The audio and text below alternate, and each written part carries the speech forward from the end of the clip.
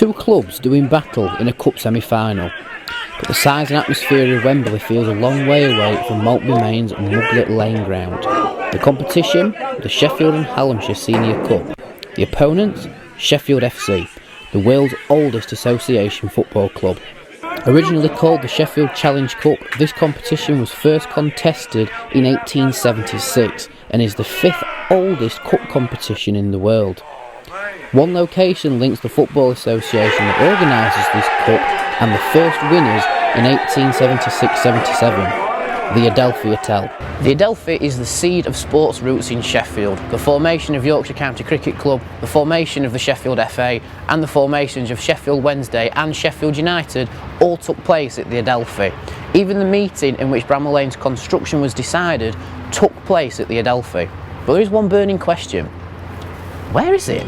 The Adelphi was demolished in 1969 to make way for the Crucible Theatre, the key area of two of Yorkshire's top sports lost to history. The same can be said just up the road in Rotherham. When I'm old, or if I die, oh God, no money to get me by. When the whiskey's dripping from my tongue, do me a favour, drop me off in Whilst the process of forming Sheffield Wednesday was just entering the preliminary stages, the final meetings were taking place at the Station Inn to form Rotherham's first football club. Rotherham FC was formed in 1865 and played their first games on a little bit of land they leased from the Gueston Crimes Factory. The Station Inn has long since disappeared, replaced by this building behind me, and I think you'll agree it's looking a little bit worse for wear. Just round the corner we find the Red Lion, thankfully still standing. By the time of sport-related meetings here, the original Rotherham FC had disbanded. But Rotherham FC, the second, was formed at the Red Lion in 1869, and a year later they began playing football. They played their games at Clifton Lane, whilst it was little more than a field with a cricket pitch. The second Rotherham FC fared a little bit better than the first, lasting 9 years until stopping the football side of things. Cricket did continue at Clifton Lane until a new football club moved in. A merger between Rotherham Lunar Rovers and Effingham Brassworks needed a new name, so they took the same as the cricket club and became Rotherham Town in 1881. Rotherham Town was still playing to a high attendance at the close of the decade. Remember the Sheffield Challenge Cup I mentioned earlier? Well, the Rotherham Town that played here became the first Rotherham-based side to win the competition that was described as the Premier Cup in reports from 1889. And they didn't stop there. The final of 1889 saw Rotherham Town beat Staveley 2-1 at Bramall Lane, but the final of 1890 was a little bit more dramatic. Locked at 0-0 and taken to a replay here at Clifton Lane, Rotherham Town beat Sheffield United 1-0 to win their second Challenge Cup. With the standard of football increasing and attendances growing, Town became a limited company in 1891 and moved out of their home at Clifton Lane. A new location was chosen so they could charge an admittance fee. Just down the road is Clifton Grove, Rotherham's first football arena. 2 years later and they were in the Football League. A team from Rotherham had made it to the Big Boys Club in a football first for the town. But another football first happened that season, something that only a handful of football enthusiasts know about. The first black professional footballer. And yes, he played for Rotherham. Arthur Wharton was born in 1865 to Henry, a Grenadier missionary of Scottish and African descent, and Annie, a member of the Fanti-Ghanaian royal family. Arthur moved to England in 1882 to become a Methodist missionary, but soon abandoned that idea to pursue sport. Sean Campbell, the founder of the Arthur Wharton Foundation, spoke of Arthur's athletic ability. The world's first ever fastest man on the planet.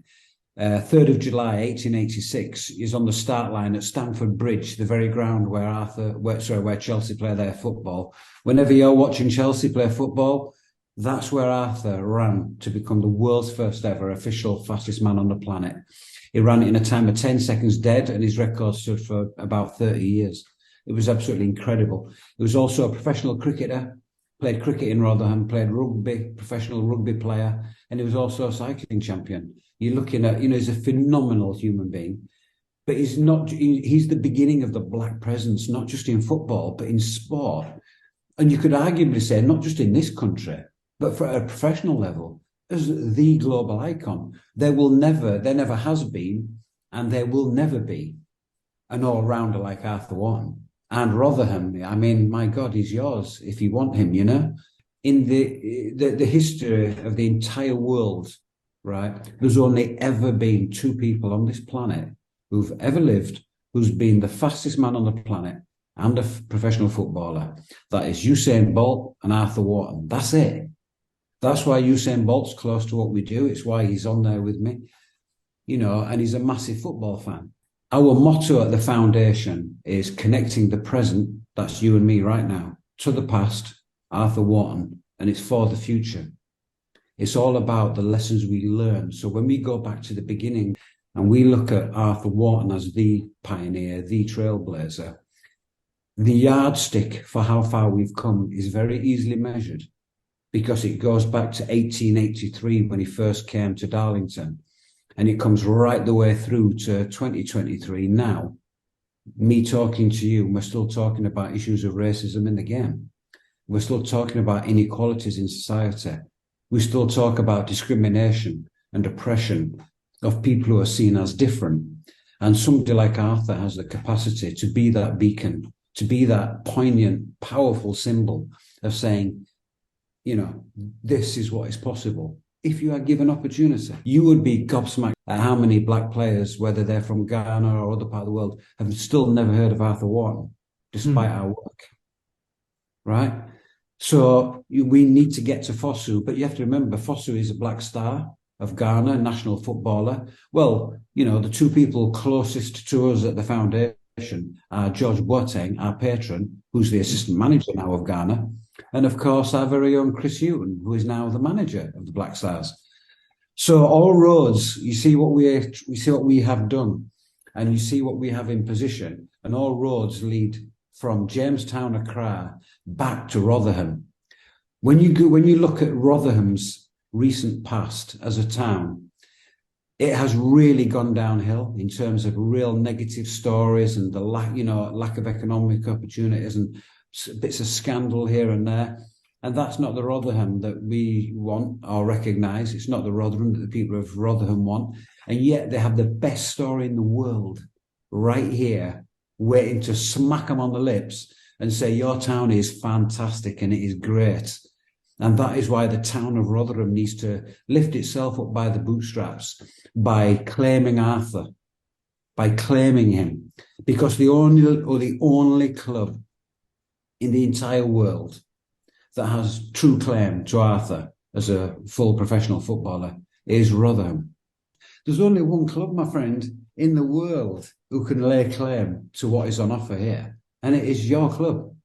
It's Rotherham United. It's Rotherham Town. It's not, so it can never be changed. When there's a first, that's it. You know, it's the beginning of the black presence in football as a full professional. It's Rotherham. It's Rotherham Town. It's Rotherham United. So, no, nothing can be lost. But has it been swept under the carpet a bit? Well, it must have done. Otherwise, somebody would have shouted louder than me by now. It shouldn't be me shouting about this from outside of Rotherham. You should have a Tony Stewart or somebody with the financial capacity, if you like, to pay to make that tribute. The council. It should be the council. The council, from the public purse, if the public were to complain that rather than have a statue, they'd rather have their bins collected and they'd rather do this, they would be incredibly naive in not, recognising that actually what that brings to Rotherham is serious kudos. Serious kudos. People will travel from miles to see what we would put there in the form of a statue. Arthur's professional career paused in 1896 when Rotherham Town went out of business and Clifton Grove closed its doors. Rotherham Town disappeared altogether, leaving Rotherham without a professional team to cheer on any real team of any principal standing. So there's no team for any of the fans to cheer on. But then two came along at once. Back at Clifton Lane once again, and we see Rotherham Casuals and Rotherham Grammar School merging together to form Rotherham FC the third. On the other side of town, a team with an unknown formation date was making moves to be the best team in the borough. Thornhill United has a rumoured formation date of 1885. However, their first game wasn't documented until 1888, but this is a doubt as it lists Thornhill Club and not Thornhill United as playing. So a rough time frame of 1885 and possibly 1894 when it was certified that the club was playing at the Red House ground. Football history can be complicated when you factor in formation dates, mismatch reporting, documented games and an overall lack of evidence from 150 years ago. But one thing is for sure, the first football footage filmed in Rotherham. This footage is from 1902 and shows Thornhill United in white half and solid black and Rotherham FC in white half and slightly lighter black. Over 3,000 people watched this game unfold, but it was abandoned after 55 minutes due to the poor quality of the pitch. In this footage, they are attacking Rotherham FC's goal. Admittedly though, this footage has been edited and slowed down due to the filming speed of Mr. Albert Wilkinson and the fact that a suspicious number of players appeared to be left-footed. These two clubs will go on to form Rotherham United, but there was a couple of name changes along the way. Rotherham FC first became Rotherham Athletic for limited company purposes in 1904, and then changed again to Rotherham Town in 1905. Thornhill United also changed their name in 1905, becoming Rotherham County. But in 1907 they left the Red House ground and moved to the spiritual home of Rotherham football, Millmoor. County played here until 1925 when financial difficulties struck for both Rotherham Town and Rotherham County. Rotherham just isn't big enough to support two professional clubs, so Rotherham United was born and cup success wasn't too far away. During the Second World War, league football was officially suspended, but a form of league and cup football carried on. Rotherham United won the Football League 3rd Division North Cup and their retrospective league in the final war season before normality resumed. The name is a mouthful. The Football League 3rd Division North East Region. The War Cup has been lost to history, but the almost forgotten League Cup is still in the hands of the last team to win it. It does pale in comparison to the latest trophy in the cabinet though. Rotherham even flirted with the First Division, but they didn't manage to pull. A close run 1954-55 season saw Rotherham third with 54 points, but a lower goal average than Birmingham City and Luton Town denied Rotherham the First Division in what is still a record league finish for the Millers. Alas, Millmoor now sits abandoned. The financial trouble of the mid-2000s forced Rotherham to move to Don Valley for 4 seasons. Don Valley has also disappeared, at least in the capacity Rotherham used it for. But they did come home to a fine new stadium, the mighty New York. The ASCO New York Stadium is a testament to how far Rotherham has come as a footballing town. From humble beginnings of a pitch that was donated by the Gueston Crimes Foundry to a stadium some fans describe as a mini Emirates, and it looks deceptively bigger than it actually is. The foundations are there for a club to really get its teeth stuck into history and write the next chapter of Rotherham's football heritage. Here's the thing, the journey from 1865 until present day has been a long one with many twists and turns along the way.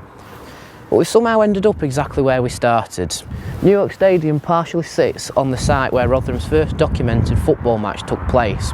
158 years of history and probably about the same yardage difference between the two centre spots.